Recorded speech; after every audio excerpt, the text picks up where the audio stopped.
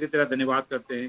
तेरे दास के द्वारा जो आज वचन तेरे वचन जो कहे जाए मेरे पिता, तमाम सारे भाई बहनों के जीवन में सौ गुना आशीष लेकर आए। आपके दास के मुख में आप पवित्र आत्मा विराजमान होकर जो भी शब्द निकले मेरे पिता, आपके स्वर्ग राज्य की खोज के लिए आपके वचन हमारे जीवन में सौ गुना आशीष लेकर आए मेरे पिता। आपके दास के मुख में आप विराजमान हुए और वचन हमारे तक पहुंचाए। और आज हमसे क्या आप प्रभु जी बात करना चाहते हैं मेरे पिता, वो वचन के द्वारा आपके दास के द्वारा वचन कहे जाए। धन्यवाद के साथ स्तुति करते मेरे पिता। तेरी करुणा और तेरी दया हम पर सदा बने रहे, इसके लिए तेरा धन्यवाद। तमाम सारे भाई बहन आपके साथ में जुड़े हुए मेरे पिता, सबकी जरूरतों को पूरी करना मेरे पिता। बड़ी उम्मीद और बड़ी आशा के साथ में बैठे हैं मेरे पिता, विश्वास के साथ बैठे मेरे पिता। तमाम सारी समस्याओं को दूर करें। सारी महिमा को आदर तुझे देते हैं पिताजी। छोटी दुआ उद्धार करता प्रभु यीशु नासरी के नाम से मांगते, सुन दया से कबूल पिता। आमीन आमीन आमीन। बहुत बहुत धन्यवाद भैया, प्रभु आशीष करे। बहुत बहुत धन्यवाद सुंदर प्रार्थना के लिए। बहुत बहुत धन्यवाद। प्रभु सबको बहुत ऐसे आशीष करे। ठीक है, और सेकंड लिंक में मेरी आवाज आ रही कि नहीं? यस ब्रदर, आ रही है। बहुत बहुत धन्यवाद। प्रभु आशीष करे।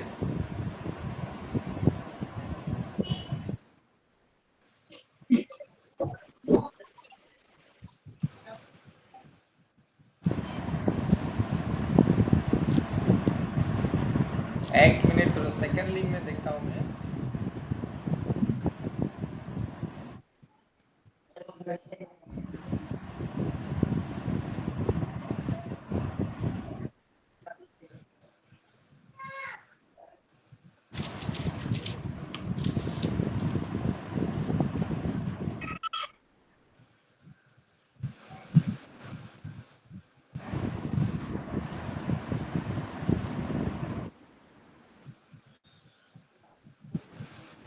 थोड़ा रुकिए लाइन में। अच्छा सिस्टर, सेकंड लिंक में मेरी आवाज ठीक से आ रहे है ना? मोबाइल खोल के बताइए तो। आ रही है भैया। अच्छा ठीक है प्रभु, ठीक है, मोबाइल से वर्तमान बंद रखिएगा। बहुत बहुत धन्यवाद। प्रभु सबको आशीष करे। ठीक है, बाइबल का सबसे पहला पुस्तक कौन सा है?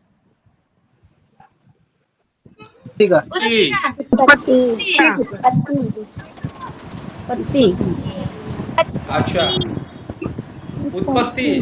बाइबल का सबसे पहला पुस्तक उत्पत्ति। सबसे पहला आयत कौन सा है?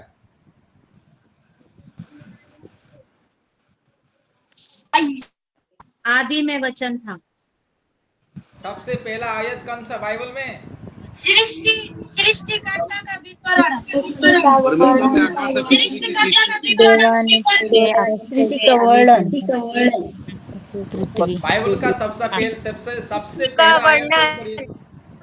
बाइबल का सबसे पहला आयत को कोई पढ़िए तो। आदि में परमेश्वर ने पृथ्वी की रचना की। पृथ्वी और पृथ्वी की रचना की।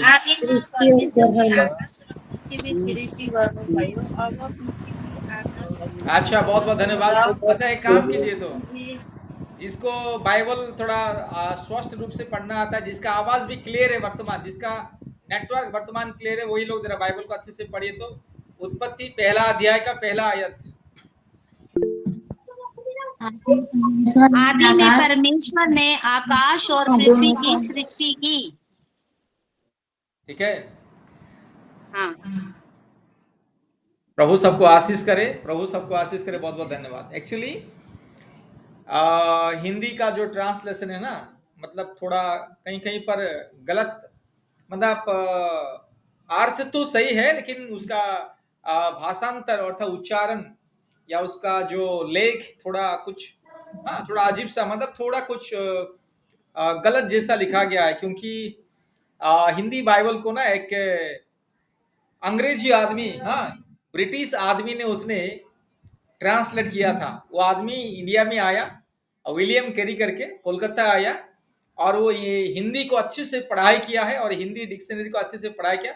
उसके बाद उसने इंग्लिश से हिंदी को बाइबल को ट्रांसलेशन किया। इसलिए थोड़ा कुछ थोड़ा इधर उधर थोड़ा है, लेकिन गलत नहीं है, लेकिन सही भी है, लेकिन थोड़ा परफेक्ट सही ट्रांसलेशन नहीं हुआ है कुछ कुछ शब्द में। यहाँ पे क्या लिखा है? आदि में परमेश्वर ने आकाश और पृथ्वी की सृष्टि की। ठीक है, वचन के समय में कोई भी बात नहीं करना है। ठीक है, मोबाइल सब लोग बंद रखिएगा, घर में कोई भी बात नहीं करना है वचन के समय में। ठीक है, आदि में परमेश्वर ने, ठीक है, क्या लिखा है इसमें? आदि में परमेश्वर ने आकाश और पृथ्वी की सृष्टि की। आकाश लिखा है लेकिन उसमें एक्चुअली वो आकाश नहीं है। आदि में परमेश्वर ने स्वर्ग और पृथ्वी की सृष्टि की। इंग्लिश में भी लिखा है, in the beginning God created heaven's and earth. ठीक है, हेवेंस लिखा है, स्वर्ग और पृथ्वी। ठीक है, ठीक है। तो यहां पे देखते हैं परमेश्वर आदि में, जब शून्य था, सब कुछ शून्य था, कुछ भी नहीं था, उस समय परमेश्वर था। और जब कुछ भी नहीं था, वो परमेश्वर की उपस्थिति, केवल परमेश्वर अकेला था। और परमेश्वर ने क्या किया है? स्वर्ग को बनाया है। आदि का मतलब उसका कोई शुरुआत नहीं है। ठीक है, आदि का मतलब उसका कोई भी शुरुआत नहीं। मतलब परमेश्वर ने कब पृथ्वी को सृष्टि किया, कब स्वर्ग को सृष्टि किया है, कोई कल्पना भी नहीं कर सकता। वो इंसान का ज्ञान का परे है, इंसान का ज्ञान का, बुद्धि का, समझ का वो परे है। मतलब इंसान के पास इतना ज्ञान नहीं जो परमेश्वर के बारे में संपूर्ण स्पष्ट, हाँ, उसका संख्या, उसका डेट, उसका तारीख, उसका दिन बताने के लिए।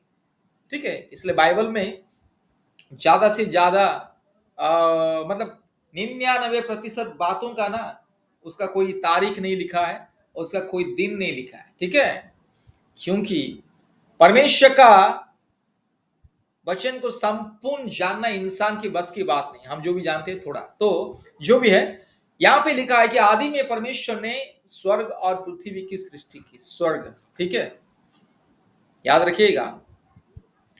तो इसी से ही हमें समझना है कि परमेश्वर सृष्टि करता है। ठीक है,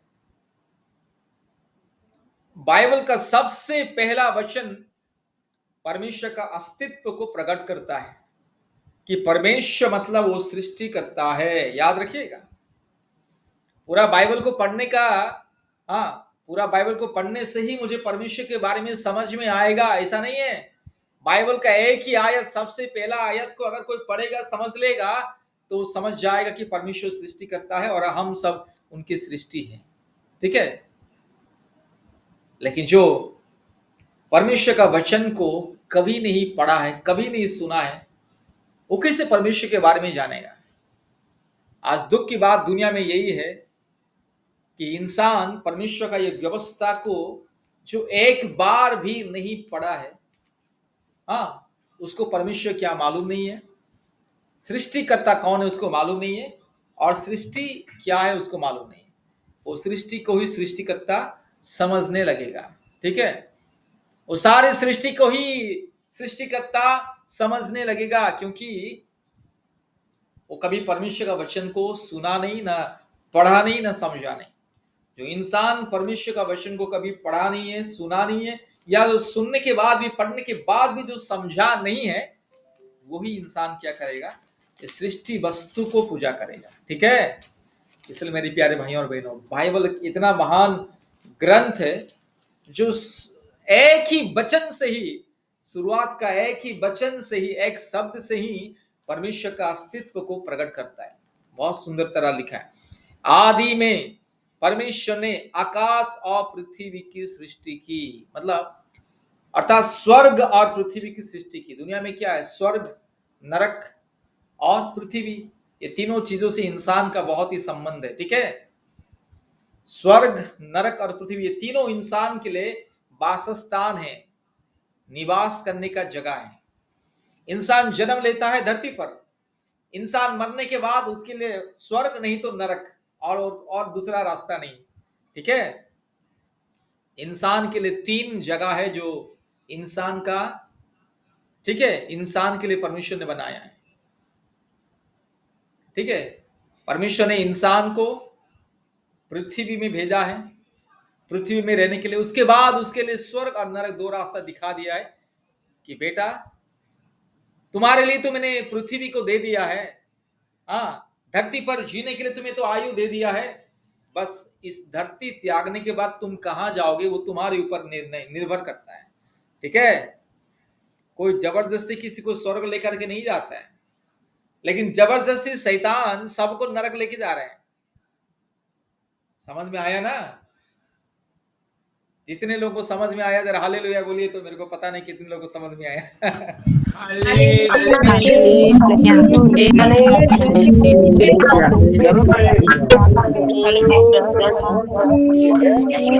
ठीक है, बहुत बहुत धन्यवाद, बहुत बहुत धन्यवाद। ठीक है, मोबाइल वर्तमान बंद रखिए। ठीक है, ठीक है, मोबाइल वर्तमान बंद रखिएगा। ठीक है, आमीन, बहुत बहुत धन्यवाद, प्रभु आशीष करे। देखिए,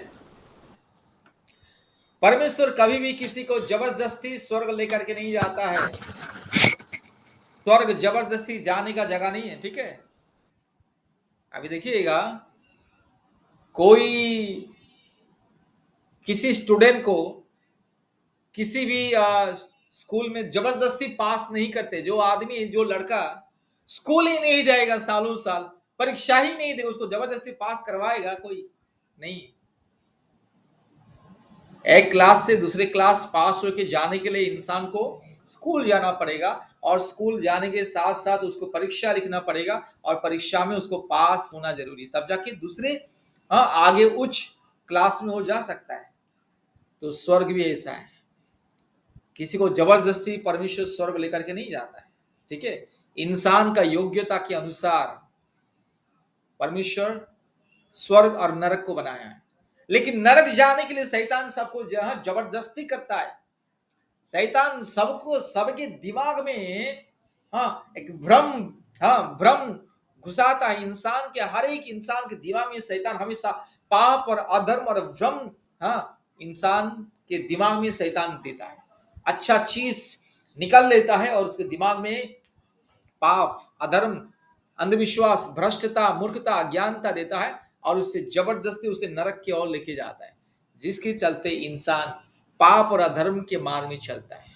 हर समय पाप की सोचता है, हर समय पाप की कल्पना करता है, हर समय अधर्म की कल्पना करता है, हर समय पाप में उसको मजा आता है, और हर समय वो पाप की अभिलाषा उसको चाहिए होता है इंसान। ठीक है, तो इसलिए याद रखिएगा। ठीक है, स्वर्ग जबरदस्ती जाने का जगह नहीं है, लेकिन नरक जबरदस्ती शैतान लेके जाता है। इसलिए स्वर्ग को, नरक को समझने के लिए परमेश्वर को, शैतान को समझना जरूरी है।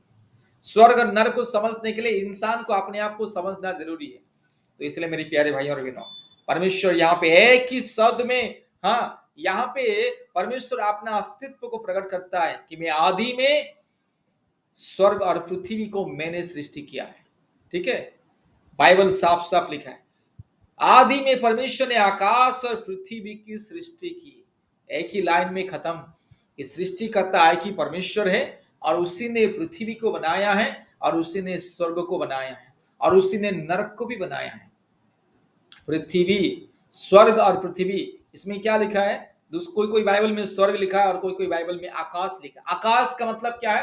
पूरी जितना सौरमंडल या करोड़ों करोड़ों ग्रह नक्षत्रों की जो रहने का जगह है। ठीक है, तो इसलिए मेरे प्यारे भाइयों और बहनों, हम सृष्टिकर्ता परमेश्वर की उपासना करने वाले लोग हैं। ठीक है, हमारे परमेश्वर सारे सृष्टि को बनाया है। ठीक है, हमारे परमेश्वर सारे सृष्टि को बनाया है, सारे सृष्टि का मालिक है, सारे सृष्टि का अधिकारी है, सारे सृष्टि का निर्माता है, और सारे सृष्टि का एकमात्र खुदा, एकमात्र पिता, एकमात्र अधिकारी है, सारे सृष्टि का अधिकारी। ठीक है, ठीक है। और एक वचन को जरा कोई भी पढ़िए, तो पहला लिंक से ही पढ़िए तो सबको थोड़ा स्पष्ट रूप सुनाई देगा। यूहन्ना 1 अध्याय 1 से 3 जरा पढ़िए कोई भी। यूहन्ना 1 अध्याय, परमानंद कुमार पढ़िए आप, यूहन्ना 1 अध्याय 1 से 3।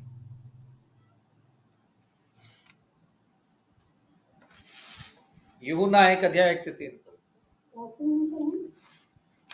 परमानंद कुमार। हेलो भैया,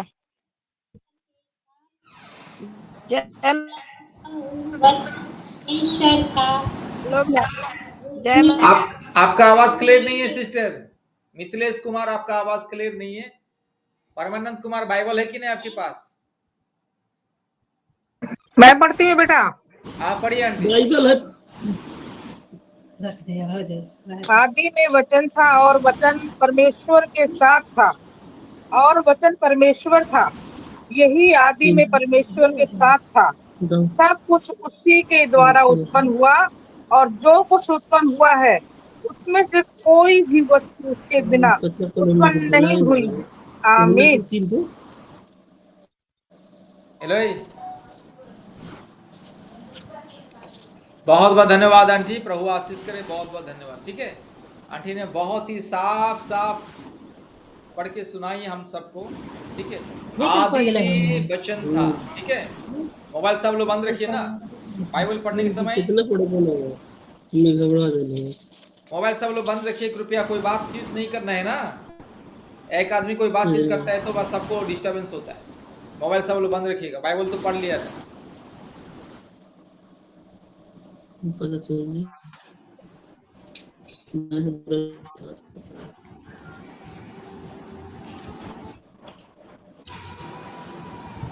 सबका बंद ही कर देता हूं, और क्या करेंगे।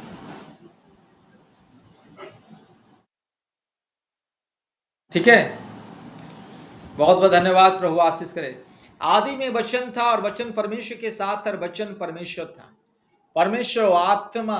ठीक है, आदि में वचन अर्थात वचन रूपी परमेश्वर।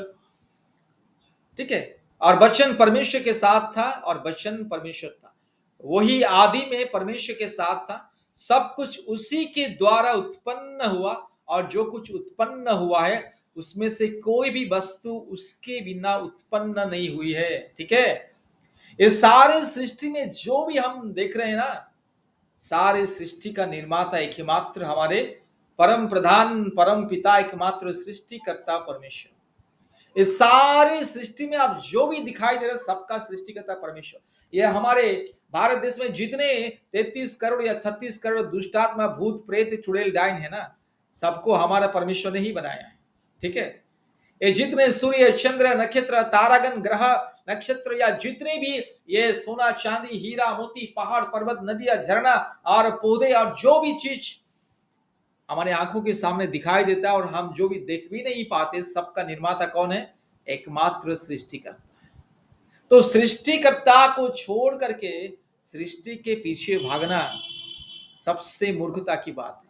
ठीक है, अज्ञानता और बुद्धिहीन की बात है। ठीक है, कल भी मैंने बता रहा था ना, आज मैं क्यों ये सारी बातें आप लोगों को बता रहा हूं, क्योंकि केवल हम आप लोगों के लिए केवल प्रार्थना करके ही जाएंगे कि संतान की आशीष हो जाए, जादू टोना से मुक्ति हो जाए, छंगाई मिल जाए, परिवार में शांति हो जाए, पति पत्नी बीच में शांति ऐक्यता आ जाए और धन संपत्ति सबको मिल जाए। मिलेगा, सबको मिलेगा, सब कुछ मिलेगा। ठीक है, सब कुछ होगा, लेकिन अगर हम वचन नहीं बताएंगे, परमेश्वर का सच्चाई को नहीं बताएंगे, तो आप लोग संसार की आशीष पा करके भी अनंत विनाश की ओर जाके गिरोगे। अनंत विनाश में जाके गिरोगे तो मेरा तपस्या सब व्यर्थ हो जाएगा। हम जो दिन रात आप लोगों के लिए प्रार्थना करते हैं, हम जो दिन रात सब लोग मिलकर के प्रतिदिन प्रार्थना उपासना आराधना और उपवास करते हैं, वो सब व्यर्थ हो जाएगा। सच्चाई के बिना सब कुछ व्यर्थ है। ठीक है, परमेश्वर का सत्यता के बिना, परमेश्वर का सच्चाई के बिना सब कुछ व्यर्थ है। इसीलिए हम लोग आप लोगों को शिक्षा देते हैं। ठीक है, 3 में और भी लिखा है, सब कुछ उसी के द्वारा उत्पन्न हुआ और जो कुछ उत्पन्न हुआ है उसमें से कोई भी वस्तु उसके बिना उत्पन्न नहीं हुआ है। सब कुछ परमेश्वर ने बनाया है। ठीक है, या भूत प्रेत चुड़ैल डायन या दुष्टात्मा या शैतान, सबका निर्माता सबका सृष्टिकर्ता केवल परमेश्वर है। इस सारे सृष्टि का जो भी दृश्य और अदृश्य विषय का सृष्टिकर्ता केवल एकमात्र परमेश्वर है। इसलिए याद रखिएगा, सृष्टिकर्ता परमेश्वर को पहचानना बहुत ही जरूरी है। आज में कल भी एक वीडियो देख रहा था यूट्यूब में, आज भी मेरे को सडनली दिखाई दिया है कि बहुत सारे मूर्ति को लोग लेके फेंक रहे हैं। ठीक है, तो उसमें लिखा है अगले साल फिर से आना, फिर से तुमको हम कचरे में फेंकेंगे करके लिखा है।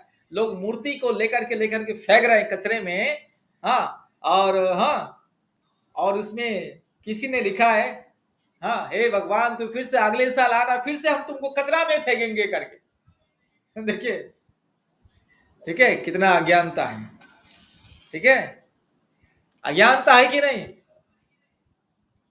अज्ञानता है कि नहीं? मूर्ति को खरीदना, मूर्ति को बनाना, कुछ दिन उसको उसके सामने हाँ नंगा नाचना और उसके बाद उसको लेकर कचरा में फेंकना, अज्ञानता की नहीं? कोई अपने माँ बाप को ऐसे हाँ हाथ पांव तोड़ के कोई फेंकता है दुनिया में? जरा बताइए तो, आप लोग ही बोलिएगा। हाँ, मोबाइल जरा खोलिए, उत्तर दीजिए मेरे को। कोई अपने पिता माता को हाथ पांव बांध करके नदी में नहीं भैया,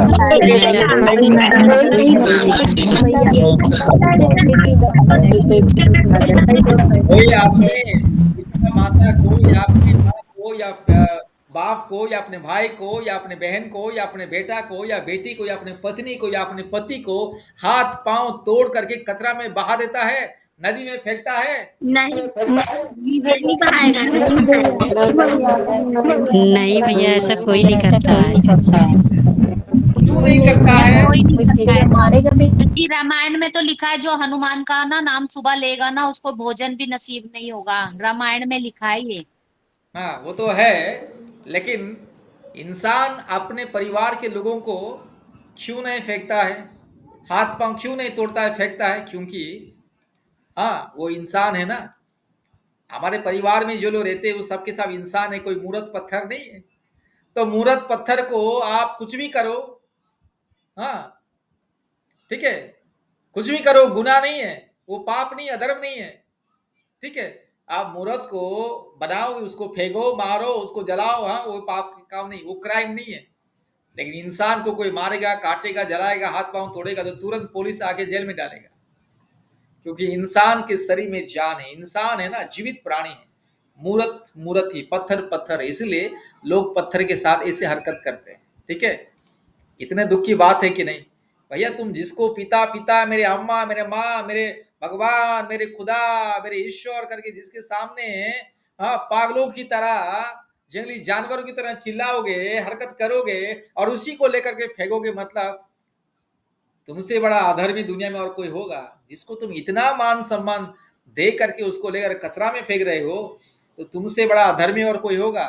हाँ, अगर वो भगवान सच में है तो वो भी उनको श्राप देगा कि कितना अधर्मी लोग हैं, हाँ मेरे साथ इतना घिनौने बर्ताव कर रहे हैं। अभी देखिएगा, हमारे भारत देश में एक क्या है, एक रिवाज है कि अगर कोई नेता या कोई आदमी गंदे काम करता है तो उसका पुतला को जलाया जाता है कि नहीं? पुतला को जलाया जाता है, उसका पुतला को जूता चप्पल से पीटा जाता है, मारा जाता है, क्योंकि यह गंदा आदमी है, ये समाज में रहने का लायक नहीं है करके उसको, उसका पुतला को जलाया जाता है। ठीक है, तो जिसको समाज में रहने का लायक नहीं है, जिसके पास इंसानियत नहीं, जिसको इंसान नफरत करता है, उसके पुतला के साथ ऐसे व्यवहार करता है। वो पुतला बनाता है, उसको लात जूता चप्पल मारता है, उसको आग जलाता है, चौराहे पर रोड में आग जलाता है, हाँ है कि नहीं? तो जिसका पुतला जलाया था उसको कितना दर्द होता है कि नहीं? किसी के सामने किसी का पुतला कोई जला नहीं सकता है, क्योंकि आदमी अगर करेगा तो उसको जला देगा। लेकिन इंसान इतना मूर्ख है, इतना अधर्मी है, जिसको भगवान ईश्वर खुदा करके जिसके लिए लाखों लाखों रुपया खर्च करता है, उसी को लेकर के हाथ पांव तोड़ करके कचरा में बहा देता है। मतलब कितना भैया जय मसीह, कितने, एक मिनट, कितने घिनौनी हरकत है, कितने मूर्खता, कितने अज्ञानता है। ठीक है, और ये मूर्त उसी का योग्य है, हाँ वो मूर्त को केवल कचरा में बहाने का योग्य है। लेकिन हमारा परमेश्वर कैसा है? वो कचरा में बहाने का ईश्वर नहीं, वो सृष्टि करता है भाई। सारे सृष्टि में उनके जैसा आदर, महिमा, प्रशंसा, स्तुति, बड़ाई पाने का योग्य और किसी के पास नहीं है। हाँ, वो भाई योग्य परमेश्वर है, वो आदरणीय परमेश्वर है, आदर और महिमा का योग्य परमेश्वर है, प्रशंसा से शोभानीय परमेश्वर है, पवित्रता से वो शोभायमान परमेश्वर है। इसलिए हाँ, उसने सारे स्वर्ग को और पृथ्वी को बनाया है। दीपक भैया अभी आप कुछ बोलिए। हाँ भैया जय मसीह, बोल रहे थे भैया, अभी हम लोग तरफ अभी पितरपक्ष का मेला चल रहा है, तो आज न्यूज में दिया हुआ था कि पिंडदान करने से पूर्वजों लोग का मोक्ष की प्राप्ति मिलता है, वो उस स्वर्ग में जाता है, तो मन वही कह रहे हैं कि जिस समय वो मैंने संसार में जब जीवित रहता है तो उसको कोई एक लोटा पानी तक नहीं पूछता है, और मरता है तो उसको भाई तर्पण किया जाता है कि कहा तो ये पितरपक्ष वो उसको मैंने पानी लोग पिलाते हैं। यही अभी भी भारत में भी मतलब कि अंधविश्वास के भी डोर यही मतलब अंधविश्वास अज्ञानता मूर्खता अभी भी चला जा रहा है। सही बात है, ठीक है। जो पूर्वज हमारे पूर्वज वो खुद अपने मोक्ष के लिए कभी चिंता नहीं किया है लेकिन उनका आने वाली पीढ़ी उसके लिए चिंता कर रहे हैं कि उसको मोक्ष मिल जाएगा। कितना मूर्खता की बात है। आदमी देखिए, जो आदमी जिंदा रहने के समय में जो भूखा था, प्यासा था, नंगा था, उसको कोई किसी ने खाना नहीं दिया, पीने के लिए नहीं दिया, कपड़ा पहनने के लिए नहीं दिया, लेकिन मरने के बाद उसके लिए कपड़ा चढ़ा रहे, खाना चढ़ा रहे, कितना मूर्खता की बात है कि नहीं। और एक लास्ट वचन पढ़ेंगे, उसके बाद हम लोग प्रार्थना करेंगे। प्रेरितों के काम 17 का 24 पढ़िए। तो प्रेरितों के काम 17 का 24।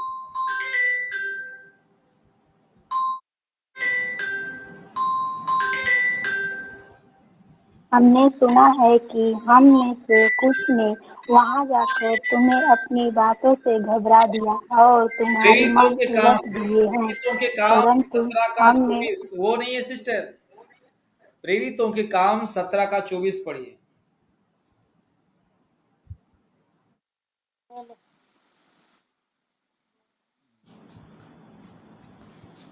प्रेरितों की पुस्तक। जिस परमेश्वर ने, मैं पढ़ रहा हूँ पाठ साहब, पढ़िए।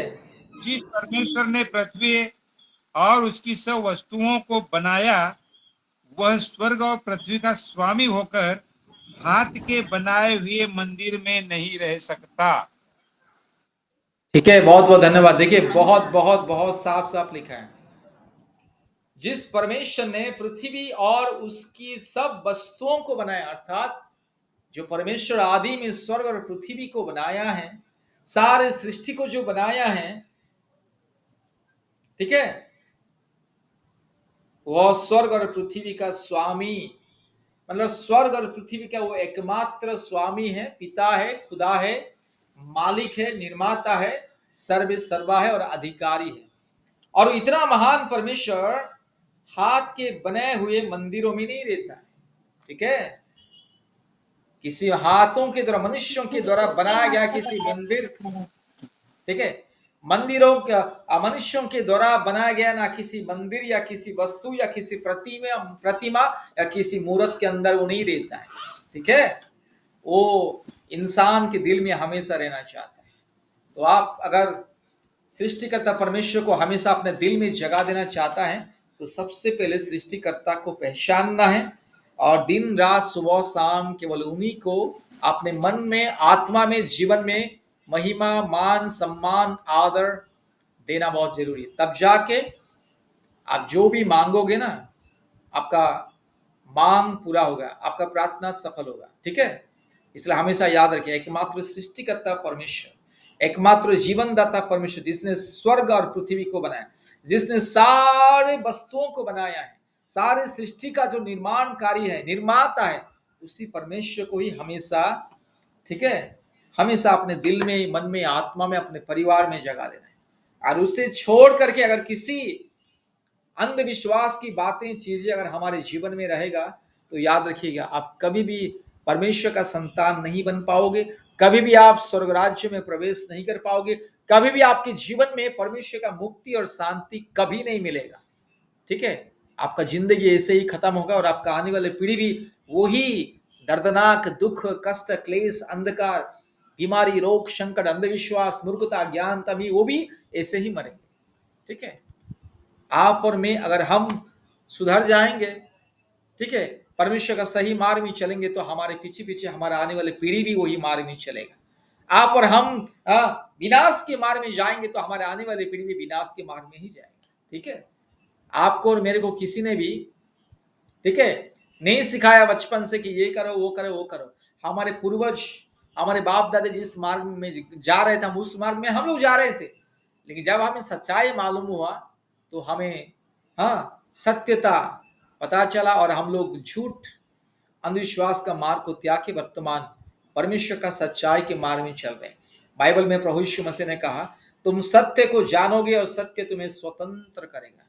सत्य को जो जानता है उससे ही हर प्रकार के अंधविश्वास से, हर प्रकार की पाप और श्राप के बंधन से स्वतंत्रता, आजादी मिलता है। इसलिए प्रभु सबको